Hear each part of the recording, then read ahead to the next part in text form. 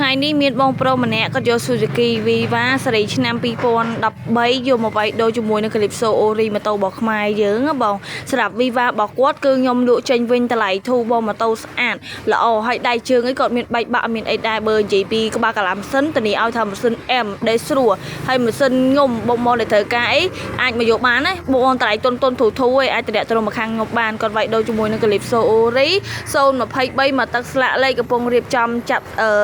សាំងចាក់អីជូនគាត់ចឹងបងចារៀបចំដាក់គុយដាក់អីជូនគាត់ចឹងសម្រាប់ Calypso Ori បងមកទឹកស្លាកលេខខាងខ្ញុំមានច្រើនគ្រឿង023 24 25គឺមានច្រើនគ្រឿងខ្លាំងមែនតែនហើយបើសិនជាបងៗចង់បានប្រភេទថ្មីកេះខ្ញុំមានដែរបង